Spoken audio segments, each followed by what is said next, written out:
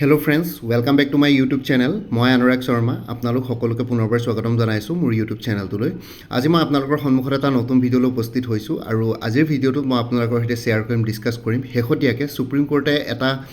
নতুন অবজাৰ্ভ কৰিছে। ঠিক আছে, ইয়াতে higher qualified candidates cannot claim jobs meant for lower qualification, Supreme Court observes. ঠিক আছে, চ' ইয়াতে ছুপ্ৰিম কোৰ্টৰ এটা জাজমেণ্ট আছে। মই আপোনালোকৰ সৈতে শ্বেয়াৰ কৰিম যে হায়াৰ কোৱালিফাইড কেণ্ডিডেটছসকলে লোৱাৰ যোনখিনি চাকৰিত লোৱাৰ কোৱালিফিকেশ্যন দৰকাৰ পৰে সেইখিনি তেওঁলোকে ক্লেইম কৰিব নোৱাৰিব বা সেইখিনিত এপ্লাই কৰিব নোৱাৰিব, পৰীক্ষা দিব নোৱাৰিব। সেইটোৰ ওপৰতে হয় গোটেই নিউজটো। একজেক্টলি নিউজটো কি আৰু ভৱিষ্যতলৈ কি ইম্পেক্ট হ'ব পাৰে বা অসমৰ যোনখিনি state level competitive recruitment exams সেইখিনিৰ ওপৰত কিবা প্ৰভাৱ পৰিব পাৰে নেকি, সেইটোৰ ওপৰত অকণমান ডিছকাশ্যন কৰিম। ঠিক আছে, তাৰ আগতে মই আপোনালোকক কৈ দিছোঁ, আপোনালোকে যদি আপকামিং এক্সামছবিলাকৰ কাৰণে প্ৰিপেৰেশ্যন কৰি আছে তেতিয়াহ'লে APSC CC 2025ৰ কাৰণে দুখন প্ৰেক্টিছ মক পেপাৰ্ছ এভেইলেবল আছে। জেনেৰেল ষ্টাডিজ 1 আৰু CSET দুইখনৰে কুৱেশ্যনছ ইয়াতে ইনক্লুডেড কৰা হৈছে, উইথ এনচাৰ্ছ আছে। 75 ৰুপিছত এভেইলেবল আছে। মই নিজে বনাইছিলোঁ এইখিনি কুৱেশ্যনছ। আপোনালোকে যদি ভাল বিচাৰে তেতিয়াহ'লে ল'ব পাৰিব। দুখন পেপাৰ্ছ এভেইলেবল আছে আৰু লগতে যোনখিনি CSETৰ যোনখিনি নিউমেৰিকেলছ থাকিব সেইখিনিৰ কাৰণে আপোনালোকে ষ্টেপ বাই ষ্টেপ এক্সপ্লেনেশ্যনো পাই যাব। ঠিক আছে, উইথ এনচাৰ কিজ আছে, নিজে প্ৰেক্টিছ কৰি চাব পাৰে, পৰীক্ষাৰ আগতে নিজকে টেষ্ট কৰি চাব পাৰে। দুখন যিমান পাৰোঁ সিমান ভাল কুৱেশ্যনছ দি পেলাই, ভাল কুৱেশ্যনছ ইনক্লুড কৰি পেলাই বনাইছোঁ। যিসকলে লৈছিলে তেওঁলোকে ভালেই পাইছে, যিমানখিনিয়ে এতিয়ালৈকে লৈছে তেওঁলোকৰ পৰা যোনখিনি ৰিভিউ পাইছোঁ। ঠিক আছে, চ' এইটোৱে আছিলে APSC দুখন CSET দুখন প্ৰেক্টিছ মক পেপাৰ্ছ আছে, আপোনালোকে ল'ব পাৰে। এইটো নম্বৰ হোৱাটছএপ কৰিব পাৰিব 9706557851। ঠিক তেনেদৰে আছাম হোমগাৰ্ড ছাৰ্ভিচৰ ফুল কোৰ্ছ এভেইলেবল আছে, পেপাৰ 1 পেপাৰ 2 275 ৰুপিছত। এইটো নম্বৰ হোৱাটছএপ কৰিব পাৰিব। আছাম কোঅপাৰেটিভ এপেক্স বেংকৰ এছিষ্টেণ্টৰ ফুল কোৰ্ছ এভেইলেবল আছে 400ত। এইটো নম্বৰ হোৱাটছএপ কৰিব পাৰিব 9706557851। ঠিক তেনেদৰে DSS DME গ্ৰেড 3 নন টেকনিকেলৰ ফুল কোৰ্ছ এভেইলেবল আছে, প্লাছ প্ৰেক্টিছ মক পেপাৰ্ছ 400ত। এইটো নম্বৰ হোৱাটছএপ কৰিব পাৰিব 9706557851। আৰু মোৰ কোৰ্ছ মেটেৰিয়েলছবিলাক PDF ফৰ্মেটত এভেইলেবল আছে, MCQs ফৰ্মত, আৰু মেথছ ৰিজনিং এপ্টিটিউডৰ কাৰণে ষ্টেপ বাই ষ্টেপ এক্সপ্লেনেশ্যন আৰু ফৰ্মুলা পাই যাব। এতিয়া ভিডিঅ'টোৰ মেইন টপিকটোলৈ আহিছোঁ। বাকী অন্য ষ্টাডি মেটেৰিয়েলছ যোনখিনি আছে সেইখিনি আমি ভিডিঅ'টোৰ শেষত আমি ডিছকাছ কৰিম। ঠিক আছে, চ' ইয়াতে নিউজটো হৈ গ'ল higher qualified candidates cannot claim jobs meant for lower qualifications, Supreme Court observes. ঠিক আছে, আৰু গোটেই ডিটেইলছটো যদি চাওঁ ইয়াতে দেখিছে আপোনালোকে, মই আপোনালোকক ভালকৈ এক্সপ্লেইন কৰি দিম। In an important ruling the Supreme Court of India has said that candidates with higher educational qualification cannot claim jobs that are specifically meant for people with lower qualifications। ঠিক আছে, যিখিনি চাকৰিত স্পেচিফিকেলি লোৱাৰ qualification বিচৰা হৈছে সেইখিনি চাকৰিত যিসকল কেণ্ডিডেটছৰ হায়াৰ কোৱালিফিকেশ্যন আছে তেওঁলোকে সেই জবটোত ক্লেইম কৰিব নোৱাৰিব বা এপ্লাই কৰিব নোৱাৰিব। ঠিক আছে, ছাপ'জ ADREটো সেই ছিষ্টেমটো আছে, যেনেকৈ আপোনালোকে ADREৰ গ্ৰেড 4ৰ কাৰণে এপ্লাই কৰিবৰ কাৰণে হায়েষ্ট কোৱালিফিকেশ্যন হায়াৰ ছেকেণ্ডেৰী বিচাৰে, কাৰণ গ্ৰেড 4ৰ যোনকেইটা পষ্ট আছে সেই এটাটো হ'ল ক্লাছ 8লৈকে পঢ়া আৰু এটাটো হ'ল মেট্ৰিক পাছ। ঠিক আছে, 8 আৰু 10লৈকে থকা জব আছে আৰু তাৰে হায়েষ্ট কোৱালিফিকেশ্যন ক্লাছ 12লৈকে বিচাৰে। হায়াৰ ছেকেণ্ডেৰীতকৈ ওপৰৰ যদি আপোনালোকৰ কোৱালিফিকেশ্যন আছে যেনেকৈ গ্ৰেজুৱেট, তেনেহ'লে আপোনালোকে এপ্লাই কৰিব নোৱাৰে। ঠিক আছে, আৰু এইটো গভৰ্ণমেণ্ট ডাটাত আপোনালোকৰ ৰেকৰ্ড থাকে কোনজন কেণ্ডিডেটছৰ কিমান কোৱালিফিকেশ্যন হয়। চ' সেইটো আপোনালোকে জেনেৰেলি আপোনালোকে সেইটো মানে ফেক কৰিব নোৱাৰে। চ' সেইটো কাৰণে পাছত গৈ পেলাই বহুতবিলাকৰ প্ৰব্লেম হৈছেগৈ, বহুতবিলাক লাষ্ট টাইমো বহুতবিলাকক আউট কৰি দিয়া হৈছিলে। ঠিক আছে, তেনেকুৱা ধৰণৰ কথা। চ' সেইটো কাৰণে আপোনালোকে কিছুমান যদি বাচি গৈছেতো ভালেই, কিছুমানক বহুতক কিন্তু তাৰপৰা উলিয়াই দিয়া হৈছিলে। ঠিক তেনেদৰে ইয়াতো সেইটো কথাই কৈছে, আৰু এই বস্তুটো ভৱিষ্যতলৈ বেছি বাঢ়িব পাৰে। অন্য যোনখিনি গ্ৰেজুৱেট লেভেলৰ চাকৰি আছে তাতো হয়তো পষ্ট গ্ৰেজুৱেট আৰু PhD হোল্ডাৰসকলে এপ্লাই কৰিব নোৱাৰে। এতিয়া পষ্ট গ্ৰেজুৱেট বা PhD হোল্ডাৰসকলৰ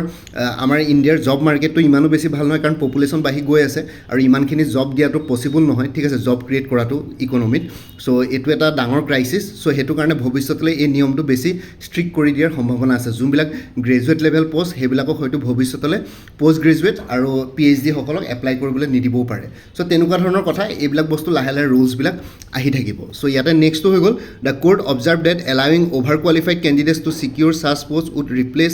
reduce opportunities for those for whom the jobs were originally intended. আৰু ইয়াতে কৈছে কোৰ্টটোৱে, ছুপ্ৰিম কোৰ্টে ইয়াতে এটা বস্তু অবজাৰ্ভ কৰিছে যে যদিহে যোনবিলাক চাকৰিক স্পেচিফিকেলি লোৱাৰ কোৱালিফিকেশ্যনৰ কাৰণে বনোৱা হৈছে, যোনবিলাক চাকৰিত লোৱাৰ কোৱালিফিকেশ্যন দৰকাৰ পৰিছে, লোৱাৰ কোৱালিফিকেশ্যনৰ কেণ্ডিডেটছক এপ্লাই কৰিবলৈ দিছে সেইবিলাক চাকৰি যদি অভাৰ কোৱালিফাইড কেণ্ডিডেটছক সেইবিলাক চাকৰিত যদি এলাউ কৰা হয় তেতিয়াহ'লে ইয়াতে অন্য যোনখিনি লোৱাৰ কোৱালিফিকেশ্যন কেণ্ডিডেটছ আছে যিসকলৰ কাৰণে স্পেচিফিকেলি সেই চাকৰিটো মিন কৰা হৈছে ক্ৰিয়েট কৰা হৈছে সেইখিনিয়ে ইয়াতে অপৰচুনিটি নাপাব পাৰে মানে অপৰচুনিটি কমি যাব পাৰে ছাপ'জ এটা হাই ছেকেণ্ডেৰী পাছ চাকৰি আছে মাত্ৰ কোৱালিফিকেশ্যন হাই ছেকেণ্ডেৰী পাছ বিচাৰিছে তাতে যদি এজন গ্ৰেজুৱেট বা পষ্ট গ্ৰেজুৱেটে এপ্লাই কৰে যিসকলে অনলি হাই ছেকেণ্ডেৰী পাছ কৰি থৈছে তেওঁলোকৰ হয়তো ইয়াতে কি বুলি কয় অপৰচুনিটি কমি যাব পাৰে কাৰণ তাতে বহুতখিনি গ্ৰেজুৱেট বা পষ্ট গ্ৰেজুৱেটৰ কেণ্ডিডেটছো সোমাই যাব যেনেকৈ ADRE ক্ষেত্ৰতে চাওক ADRE যোনটো গ্ৰেড 3 এটা হাই ছেকেণ্ডেৰী লেভেলৰ চাকৰি আছে হাই ছেকেণ্ডেৰী লেভেলৰ পোষ্ট আছে তাতে হাই ছেকেণ্ডেৰী লেভেলৰ পোষ্টত এতিয়া যিসকল বহুতে মাষ্টাৰ ডিগ্ৰী হোল্ডাৰবিলাকে এপ্লাই কৰিব পাৰে ঠিক আছে তেনেকৈ হ'লে কি হ'ব যোনখিনি হাই ছেকেণ্ডেৰী পাছ জেনুইন কেণ্ডিডেটছ আছে সেইখিনিৰ কাৰণে অপৰচুনিটিটো কমি যায় কাৰণ কম্পিটিশ্যন বাঢ়ি যায় বহুতে সেই হাই ছেকেণ্ডেৰী পোষ্টটো বহুতখিনি গ্ৰেজুৱেট কেণ্ডিডেটছে তাতে লৈ লয় আৰু ইয়াতে এনেকুৱা হয় লোৱাৰ পাছত আকৌ তেওঁলোকে নেক্সট ইয়েৰ আকৌ হেৰি কৰে কি বুলি কয় আকৌ পৰীক্ষা দিয়ে আকৌ গ্ৰেজুৱেট লেভেললৈ যাবলৈ চেষ্টা কৰে ঠিক তেনেকৈ তেওঁলোকে হাই ছেকেণ্ডেৰী লেভেলৰ পোষ্টটো লৈ ল'লে আৰু লগতে তেওঁলোকে পাছত পোষ্টটো এৰিও দিলে নেক্সট ADRE যেতিয়া পৰীক্ষা হয় তেনেকুৱা ধৰণৰ কেছেছ বহুত আছে তেনেকুৱা ধৰণৰ চ' ইয়াতে সেইটো কথাই কৈছে নেক্সট হৈ গ'ল it also' stated that hiding higher qualification during recruitment is unfair and affects the integrity of the selection process আৰু ৰিক্ৰুইটমেণ্ট প্ৰচেছটোত ডিউৰিং ৰিক্ৰুইটমেণ্ট প্ৰচেছ তাতে যদি আপোনালোকৰ কাৰোবাৰ যদি হায়াৰ কোৱালিফিকেশ্যন আছে এইটো যদি হাইড কৰে লুকুৱাই পেলাই যদি এপ্লাই কৰে তেতিয়াহ'লে এইটো আনফেয়াৰ হয় গোটেই প্ৰচেছ সেইটো এটা আনফেয়াৰ প্ৰেক্টিছ হয় আৰু লগতে চিলেকশ্যন প্ৰচেছটোৰ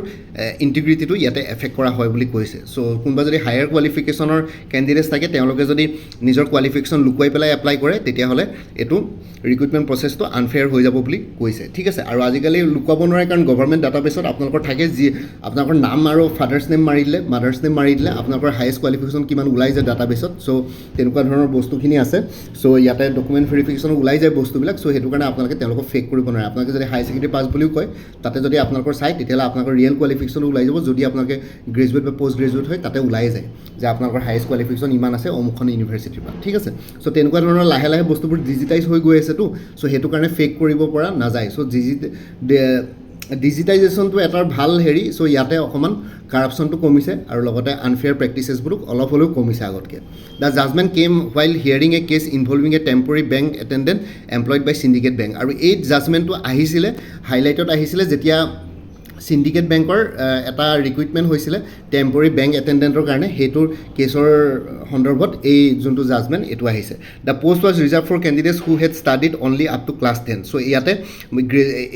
ADRE যেনেকৈ গ্ৰেড 4ৰ ক্লাছ 10লৈকে পঢ়া কেণ্ডিডেটছৰ কাৰণে পোষ্ট আছে সেই তেনেকুৱা ধৰণৰ ইয়াতো সেই পোষ্টটো ৰিজাৰ্ভ আছিলে কেণ্ডিডেটছৰ কাৰণে যিসকলে ক্লাছ 10লৈকে জাষ্ট পঢ়িছিলে however it was later discovered that the employee was a graduate and had fail to disclose this information while applying for this job আৰু যেতিয়া কিন্তু পাছত ডিছকভাৰ কৰা হ'ল যে যোনজনে এমপ্লয়ে চাকৰি পালে সেইজন এমপ্লয় আকৌ গ্ৰেজুৱেট হয় ঠিক আছে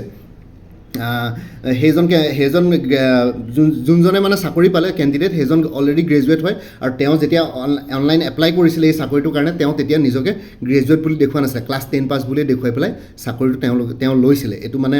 আনফেয়াৰ প্ৰেক্টিছ কৰি পেলাই চাকৰিটো লৈছিলে ইয়াতে সেইটোৱে কৈছে further the apex court said that government and public sector employees are expected to act fairly and provide equal opportunities to eligible candidates আৰু ইয়াতে এপেক্স কোৰ্ট মানে সুপ্ৰিম কোৰ্টৰ কথা হৈছে আটাইকে হায়েষ্ট এপেক্স মানে আটাইকে হায়েষ্ট ঠিক আছে ইয়াতে কৈছে গভৰ্ণমেণ্ট আৰু পাব্লিক ছেক্টৰ এমপ্লয়াৰ্ছবিলাকে ইয়াতে এক্সপেক্ট কৰা হৈছে যে ফেয়াৰলি এক্ট কৰিব পৰাকৈ আৰু লগতে ইকুৱেল অপৰচুনিটিজ প্ৰভাইড কৰে যাতে এলিজিবল কেণ্ডিডেটছক ঠিক আছে আৰু লগতে it emphasise the recruitment must strictly follow' the eligibility conditions mention in the official notification আৰু অফিচিয়েল নটিফিকেশ্যনত যোনটো এলিজিবিলিটি কণ্ডিশ্যনছ আছে সেইটো ইয়াতে ষ্ট্ৰিক্টলি ফ'ল' কৰিবৰ কাৰণে কোৰ্টটোৱে অৰ্ডাৰ দিছে গভৰ্ণমেণ্ট আৰু ৰিক্ৰুটমেণ্ট বডিটোক মানে এজেঞ্চিবিলাকক referring to previous judgment the court clarified that possessing a higher qualification does not automatically give an a person the right to apply for a post requiring lower qualifications ঠিক আছে যদিহে কোনোবা এটা post suppose মই কৈছোঁ কোনোবা এটা চাকৰি ধৰক মেট্ৰিক পাছৰ কাৰণে চাকৰিটো আছে ঠিক আছে স্পেচিফিকেলি মেট্ৰিক পাছ কেণ্ডিডেটছ বিচাৰিছে তাতে কোনোবা যদি হায়াৰ কোৱালিফিকেশ্যন থাকে মেট্ৰিক পাছ যিসকলে গ্ৰেজুৱেট কৰিছে ছাপ'জ গ্ৰেজুৱেট কৰালৈকে আপোনালোকে মেট্ৰিক পাছ কৰি পেলাইহে গ্ৰেজুৱেট কৰিব লাগিব বা হায়াৰ ছেকেণ্ডেৰী পাছ তাৰপিছত গ্ৰেজুৱেশ্যন ঠিক আছে চ' ইয়াতে কোৰ্টটোৱে সেইটোৱে কৈছে যে এনেকুৱা নহয় যে কাৰোবাৰ যদি হায়াৰ কোৱালিফিকেশ্যন আছে তেতিয়াহ'লে লোৱাৰ কোৱালিফিকেশ্যন বিচৰা ৰিকুৱাৰমেণ্ট বিচৰা পোষ্ট এটাত এপ্লাই কৰিব পাৰিব চ' যোনটো কোৱালিফিকেশ্যনৰ কাৰণে কি বুলি কয় ৰিজাৰ্ভ আছে বিচাৰিছে সেইটো কোৱালিফিকেশ্যনৰ কেণ্ডিডেটছে ইয়াতে এপ্লাই কৰিবলৈ ইয়াতে তেওঁলোকে নিৰ্দেশ দিছে ঠিক আছে the court set aside the Madras High Court's order that had reinstated the employee and uphold his removal from service stating that the appointment itself was invalid ঠিক আছে আৰু যোনজন কেণ্ডিডেটছক ল'লে গ্ৰেজুৱেট কেণ্ডিডেটছক সেই অফিচ এটেণ্ডেণ্টৰ কাৰণে যোনটো পোষ্টত ক্লাছ 10 কেণ্ডিডেটছ বিচাৰিছিলে সেইটোত যোনজনে চাকৰি পাইছিলে তেওঁক কি বুলি কয় ইয়াতে ৰিমুভ কৰিবৰ কাৰণে অৰ্ডাৰ দিলে চ' তেওঁৰ চাকৰি গ'ল আৰু লগতে এপইণ্টমেণ্টটো ইনভেলিড তেওঁলোকে ডিক্লেয়াৰ কৰিলে ঠিক আছে আৰু এই বস্তুটো মই আপোনালোকক কৈ দিছোঁ এই বস্তুটো ভৱিষ্যতলৈ আমাৰ ভাৰতবৰ্ষত বেছি বাঢ়িব কাৰণ ইয়াতে পপুলেশ্যন বহুত বাঢ়ি আছে অলমষ্ট আপোনালোকে পুৰণা চেঞ্চাছ চাই থাকিলে নহ'ব এতিয়া যদি মই ভালকৈ যদি এতিয়া 2026ৰ কথা কওঁ তেতিয়াহ'লে 150 কোটি মানুহ ইণ্ডিয়াত আছে চাইনাতকৈও চাগে 3-4 কোটি মানুহ ইয়াতে বেছিহে আছে ঠিক আছে চ' 150 কোটি মানুহ আছে বহুত বাঢ়ি গৈ আছে আৰু লগতে বাহিৰৰ অন্য ওচৰ পাজৰ দেশ লাইক নেপাল বাংলাদেশ সেইবিলাক দেশৰ পৰা মানুহ ইয়াতে সোমাই আছে পাকিস্তানৰ পৰা বৰ বেছিকৈ মানুহ সোমাব নোৱাৰে তাতে অকণমান ষ্ট্ৰিক্ট অৰ্ডাৰ আছে বৰ্ডাৰত বাকী চাইনাৰ পৰা নোসোমাই চাইনাৰ পৰা ইমান এডভান্স কাণ্ট্ৰিৰ পৰা ভাৰতলৈনো কিয় আহিব আৰু লগতে ভূটানৰ পৰাও তেনেকৈ মানুহ নাহে ইমানকৈ কিন্তু নেপাল আৰু বাংলাদেশ এই দুখনৰ পৰা মানুহ বহুত আহি যায় ইলিগেল ইমিগ্ৰেণ্ট বহুতখিনি থাকে ইয়াতে থাকি যায় বহুতৰ ইয়াতে ৰিলেটিভ থাকে চ' সেইবোৰ লৈ পেলাই অলপ পপুলেশ্যনটো বাঢ়িছে আৰু লগতে ভাৰতৰ অলৰেডি মানুহ আছে তেওঁলোকৰ পপুলেশ্যন এক্সপ্ল'শ্যন বহুত হৈ আছে পপুলেশ্যন বাঢ়ি গৈ আছে আৰু ইমানখিনি জব ক্ৰিয়েট কৰা পচিবল নহয় এতিয়া ছাপ'জ 150 কোটি মানুহৰ 100 কোটি মানে ইয়থ হ'ব ঠিক আছে 100 কোটি মানে ইয়থ হ'ব য়ং জেনেৰেশ্যন হ'ব আৰু তেওঁলোকৰ চাকৰি দৰকাৰ পৰিব আৰু 100 কোটি জব ক্ৰিয়েট কৰাটো পচিবল নহয় যোনখন দেশ ইমানো বেছি ইকনমিকেলি এডভান্স নহয় ঠিক আছে ইমানো বেছি ইকনমিকেলি এডভান্স নহয় ইণ্ডিয়াখন এতিয়া 150 কোটি মানুহৰ এগেইনষ্টে 6 লাৰ্জেষ্ট ইকনমি হোৱা বা GDPত 6 ৰেংক থকাটো একো ডাঙৰ কথা নাই এতিয়া ব্ৰিটেইন 4th লাৰ্জেষ্ট ইকনমি হৈ গ'ল ইণ্ডিয়াক পিছ পেলাই তাৰে পপুলেশ্যন কিমান আপোনালোকে চাব হাৰ্ডলি 6 কৰোৰ বা 6 to 8 কৰোৰ পপুলেশ্যন আছে সিহঁতৰ 8 কোটি মানুহৰ এগেইনষ্টে GDP কি বুলি কয় $4 ট্ৰিলিয়ন আৰু ইয়াতে 150 কোটি মানুহৰ এগেইনষ্টে $4 ট্ৰিলিয়ন চ' বহুত ডিফাৰেঞ্চ আছে এতিয়াও ভাৰতবৰ্ষখন বহুত দুখীয়া হৈ আছে চ' ইয়াতে জব ক্ৰিয়েট কৰাটো ইমান পচিবল নহয় কাৰণ প্ৰত্যেক বছৰে বহুতখিনি গ্ৰেজুৱেট ওলাই আছে ঠিক আছে গ্ৰেজুৱেট পষ্ট গ্ৰেজুৱেট PhD আৰু ইয়াতে ভৱিষ্যতলৈ এনেকুৱা ধৰণৰ ৰুলছবিলাক ষ্ট্ৰিক্ট হোৱাৰ সম্ভাৱনা বেছি আছে ছাপ'জ কোনোবা এটা চাকৰিত গ্ৰেজুৱেট বিচাৰিছে সেই চাকৰিটোত কাৰোবাৰ যদি পষ্ট গ্ৰেজুৱেট আছে বা PhD আছে তেওঁলোকে এপ্লাই কৰিব নোৱাৰাও হ'বগৈ পাৰে ভৱিষ্যতলৈ তেনেকুৱা ধৰণৰ কিছুমান ৰুলছ আহি যাব পাৰে যেতিয়া জব ক্ৰাইচিছ হ'বগৈ দেশত ঠিক আছে এতিয়ালৈকে বৰ্তমানটো হোৱা নাই বাৰু গ্ৰ'য়িং ইকনমি হৈ আছে অলপ হ'লেও গ্ৰ' হৈ আছে কিন্তু